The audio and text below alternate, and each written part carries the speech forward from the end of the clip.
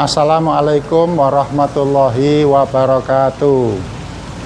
Saya sekarang berada di luar Islamic Fair.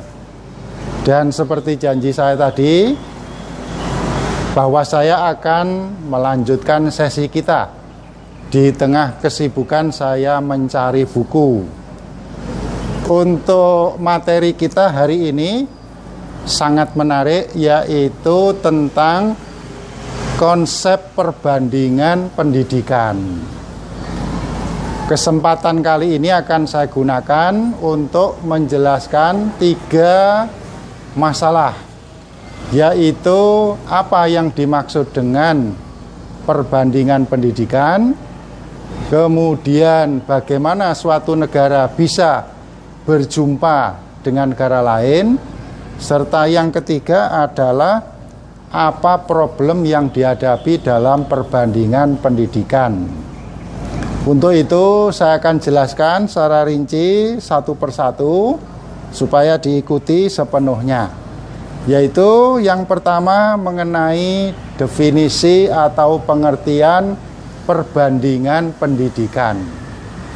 Perbandingan pendidikan itu adalah perbandingan teori dan konsep yang terjadi di beberapa negara tentang pendidikannya yang dapat digunakan untuk mengembangkan pendidikan tersebut, baik oleh orang yang mengembangkan maupun negara yang ditelitinya.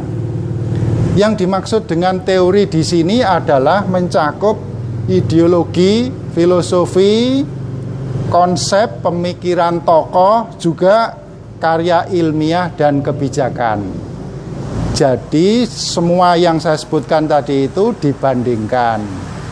Sedangkan yang dimaksud dengan praktek di sini adalah realitas sosial, kelembagaan, kemudian dampak dan implementasi kebijakan dari pendidikan di suatu negara, serta tradisi dan budaya pendidikannya. Adapun membandingkan pendidikan itu haruslah lebih dari 1 negara. Boleh 2, boleh 3, dan seterusnya. Dan tidak bisa kita hanya 1 negara, karena dengan begitu tidak ada yang dibandingkan. Setelah definisi saya jelaskan tadi, maka saya akan meneruskan apa tujuannya kita membandingkan pendidikan itu. Membandingkan pendidikan antar negara itu tidak lain adalah untuk timbulnya saling pengertian, understanding. Oleh karena itu, kalau 2 negara bekerja sama dalam bidang pendidikan, maka dia membuat MOU, Memorandum of Understanding. Selain itu, tujuannya adalah untuk saling menghargai atau menghormati praktek pendidikan di masing-masing negara. Dan dengan cara seperti itu, kita bisa mengetahui kelebihan dan kelemahan pendidikan di negara tersebut. Dengan kelebihannya bisa kita ambil manfaatnya untuk mengembangkan pendidikan di negara kita. Dengan mengetahui kelemahannya, kita bisa menghindari untuk tidak terjadi kepada negara yang sedang kita kembangkan pendidikannya. Selain itu, pendidikan perbandingan ini dapat meningkatkan kerjasama serta perdamaian antar negara melalui jalur pendidikan. Dari definisi ini, apakah Anda sudah paham dan jelas? Kiranya kita mulainya dari pengertian dulu. Selanjutnya, yaitu tentang bagian yang kedua, faktor perjumpaan. Bagaimana suatu negara bisa berjumpa dengan negara yang lain? Ada 3 faktor atau kondisi. Faktor yang pertama adalah karena dorongan dan kepentingan ekonomi. Jika suatu negara itu menjalankan perniagaan dan usahanya melebar, meluas sampai menjangkau wilayah di luar negaranya, maka disitulah para pedagang bertemu dengan pedagang yang lain di luar negeri. Pada masa Nabi sendiri sudah terjadi perdagangan lintas daerah. Bukankah Nabi Muhammad SAW itu sendiri pernah membawa barang dagangan dari Khadijah, dari Mekah sampai ke negeri Syam? Itu sudah menunjukkan perkenalan antar budaya, antar daerah, dan merupakan faktor dari perjumpaan, di mana ketika seseorang meliputi luar wilayahnya, maka dia secara tidak langsung sudah membandingkan pendidikan yang ada di negara yang dikunjungi. Faktor perjumpaan yang kedua adalah peperangan.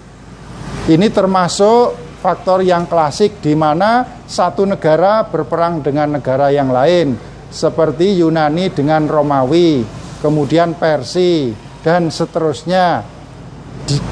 Di waktu terjadi peperangan itu, masing-masing bangsa, masing-masing negara mengenal apa yang terjadi pada negara yang berada di dalam konflik tersebut, sehingga secara tidak langsung mereka juga mempelajari pendidikannya.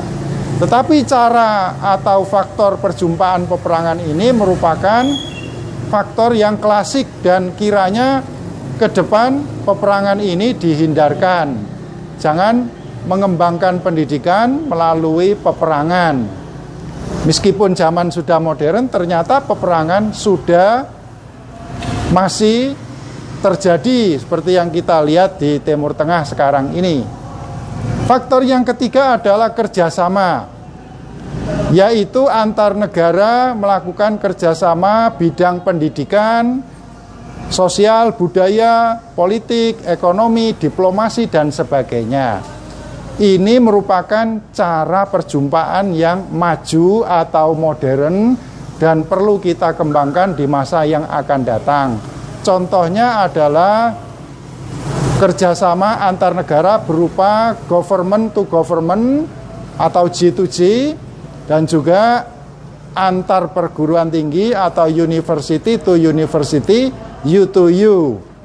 Program-program yang sering dilakukan misalnya pertukaran pelajar, student exchange, kemudian studi lanjut pasca sarjana di luar negeri. Semua itu adalah cara damai di dalam mengembangkan pendidikan melalui perjumpaan antar negara dengan kerjasama. Kiranya cara yang ketiga ini perlu kita kembangkan lebih lanjut, terutama antara Indonesia dengan negara-negara lain. Yang terakhir adalah problem. Apa masalah yang timbul atau kesulitan yang kita hadapi jika kita membandingkan pendidikan antar berbagai negara? Ada beberapa kesulitan. Kesulitan pertama itu adalah seringkali kalau membandingkan pendidikan tanpa memperkuat jati diri kepribadian bangsa, maka kita kehilangan identitas diri, erosi budaya.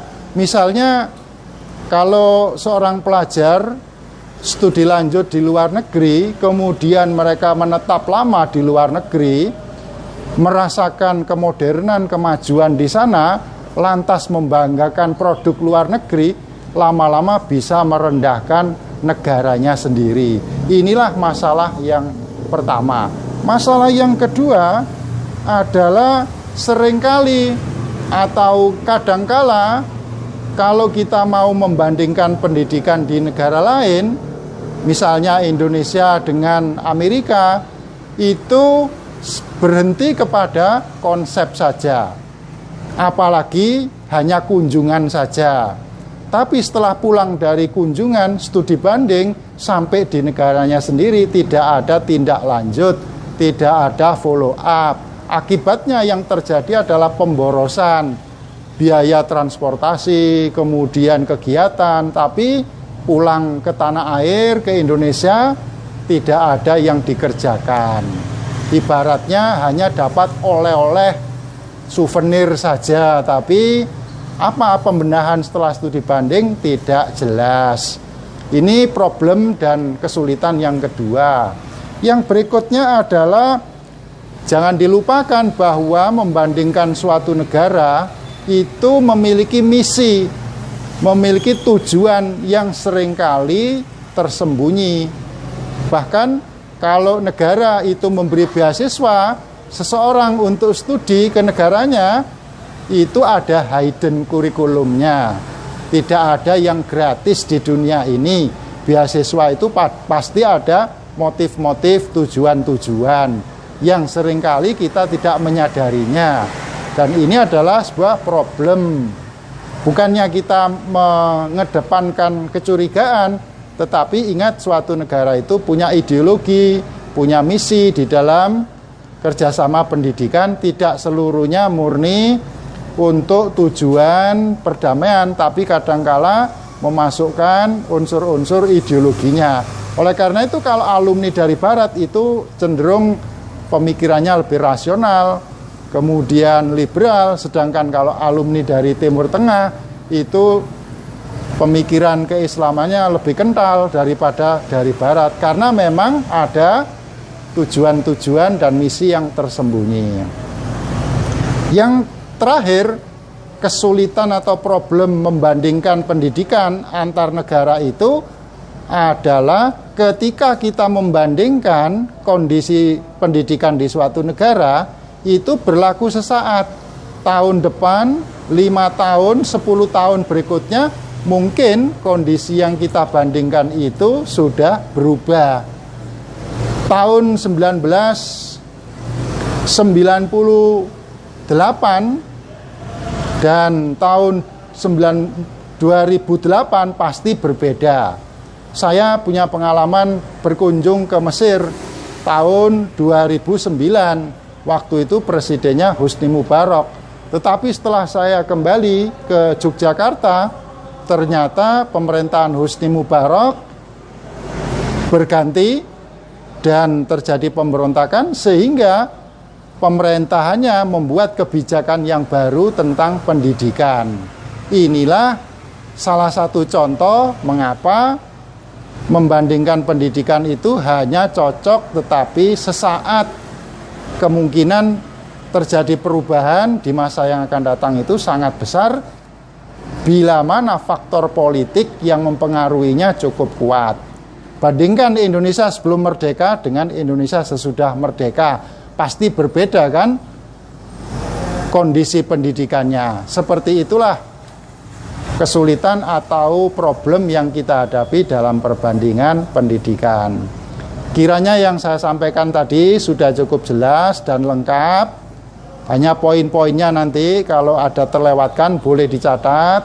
Kalau belum cukup jelas boleh dikomen, boleh dikomentari atau subscribe sesi-sesi berikutnya. Terima kasih. Sampai ketemu lagi. Wassalamualaikum warahmatullahi wabarakatuh.